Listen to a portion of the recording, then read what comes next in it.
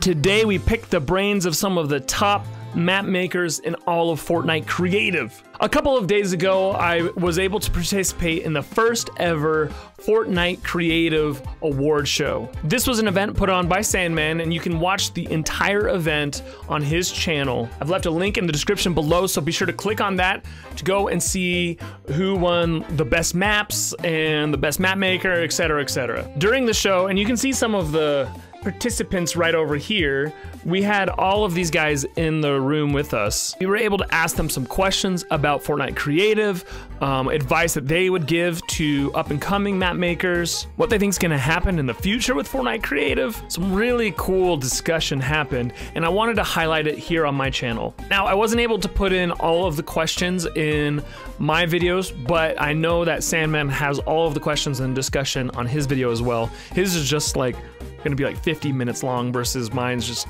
like less than 15. So once again, be sure to check out Sandman's video if you want to watch the entire thing. All right, enjoy. I did have a question, and I don't think I've told Ritual about this question. If you're willing to say, Ritual, I'm curious for you, because you have one of your maps was nominated for best overall map, and it was Nexus, which is such an amazing map. I'm curious from you as an adventure map maker, what device or function would you love to see as an adventure map, creator come that doesn't exist yet? What's something that you would love to see in the game? Interactive NPCs, without a doubt. Yeah, Absolutely. Interactive NPCs. Yeah, so I'd be able to obviously interact with the characters, also moving NPCs to be able to direct them from point A to point B, route to be able to route the NPC. We could. The amount of things we could open up with that. Villages, you could go and visit a villager. The villager tells you to go and pick up something from somewhere and actually directs you and walks you over to the next house. And it's very broad. Oh yeah, that'd be awesome. And then if you could even select like any of the skins that NPC could be. Yeah. Oh, absolutely, of course. Yeah. So cool. Awesome. So, KK Slider, one of my favorite puzzles that I've played of yours was from the Fourth Dimension series on that secret, the secret level where there's the 3 walls and you have to navigate the baller through all of them. And I just thought it was mental that you can even half the things you come up with I think is mental, and I don't know how you think of, to be honest, but that was insane and super fun to go through.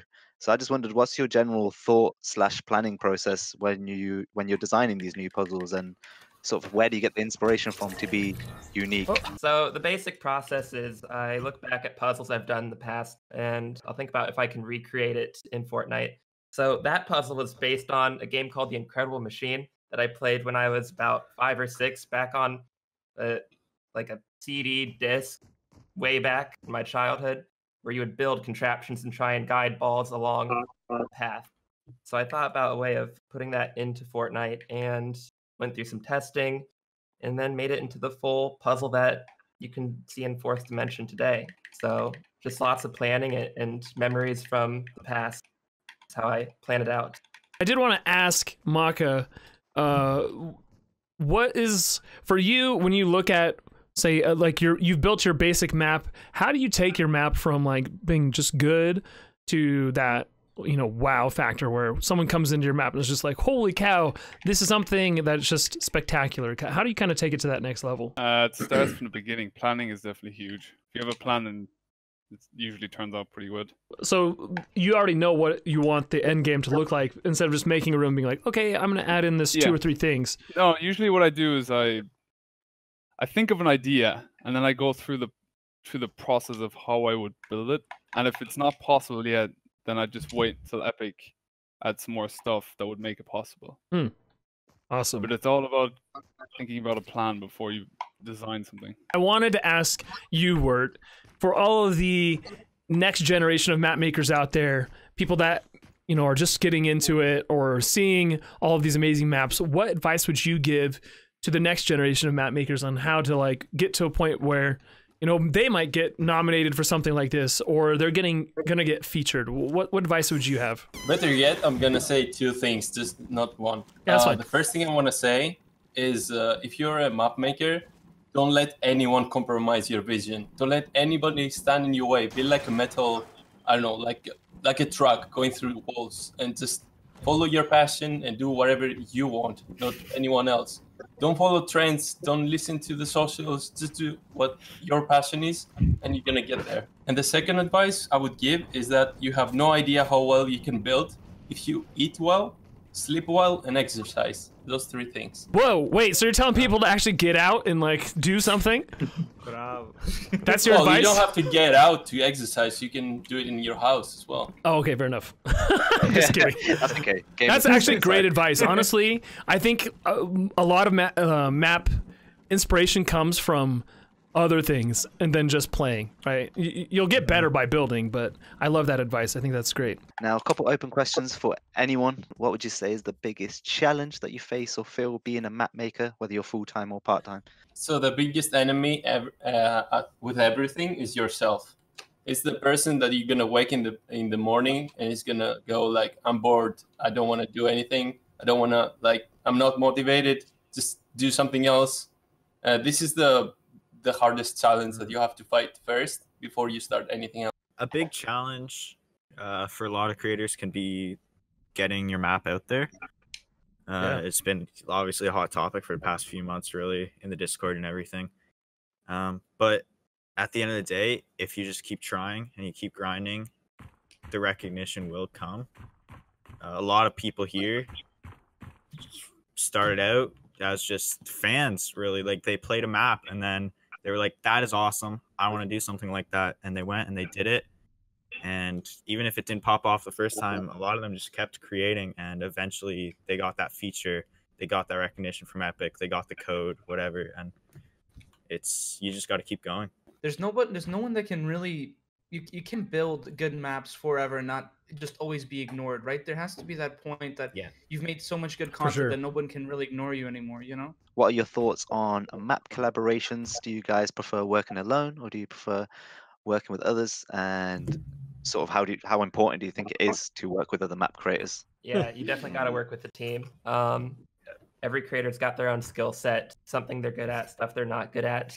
You need to team up with people that can fill in the gaps of what you're not good at and work together with them. Find someone trustworthy, someone you get along with, and someone who has those skills that you don't have to work with. Mac and I have been working together for probably 10 months. We started out in a team and just working alongside. It was kind of we just fell in and started working together. And for me, it was exactly that, filled in the gap that I didn't have, what KDK was touching on. It's just a compliment. But to find that, it also helps me with my motivation, was something that Work was touching on earlier, and personal demons. And, working with someone helps me overcome them every day. It gives me that motivation to get up and work with someone else. I'm held accountable in that regard as well. So that, helps me push forward. And also, I mean, it's not just working with one creator. I mean, we have a chat going every day. We're in voice chat. We've got KK jumps in there, Shry jumps in. We got a lot of people that jump in there just to socialize with us and stay, relevant and I find that invaluable. Yeah, I think so. I mean, obviously, I do full-time collaboration with Ritual now, so that is my normal now. But it, so much of being a creator is networking and helping your fellow creator out, whether it be even just popping in for a quick play test. I mean, we have, our day-to-day thing. We get on, we work for a little bit, and then we get into a chat with a bunch of other people, and we'll go and pop in and test somebody's mechanics if they need a quick play test, or just give somebody motivation to keep continuing on. And I think if you find a group of people that you connect really well with and gain like a relationship with, you're going to motivate each other. And the more supportive you become of other people and be excited for their achievements, the happier you're going to be, and they're going to be supportive of your achievements. It's just going to become so much more enjoyable being a creator. And I can't say enough how excited I am with the friendships I've gained. And I know, like, the more people communicate with each other, we're all very similar people. So you're going to find that, we're all really easy to talk to and hang out with. And you know, it's just going to be a lot more fun once people realize just, you know, hang out with each other and get along. It's a great experience. One final question for you guys. Where do you see Fortnite Creative going in the next year or two? Like, what is it going to take for creative mode to reach that next level of audience, of map making, etc.? Like, what do you think is going to happen to creative mode in the future? I truly believe that creative is going to become the next Unreal Engine, and it's gonna change game making, I think, in a lot of ways.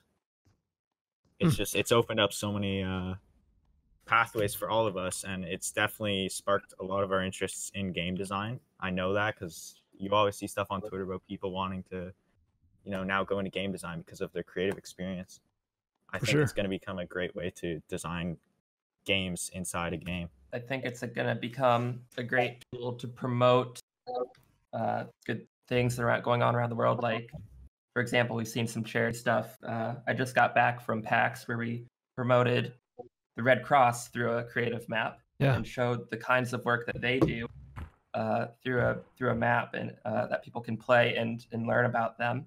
So I think we'll be seeing a lot more of that in the future. That's awesome. Yeah, I think Fortnite's incredible in the sense that, you know, the game is free and it's like all over the world. So we're able to create so many different game types, and then we're also working with brands now, and you know, the more devices that come in the game, the more updates. The weekly updates that they have is unlike any other game.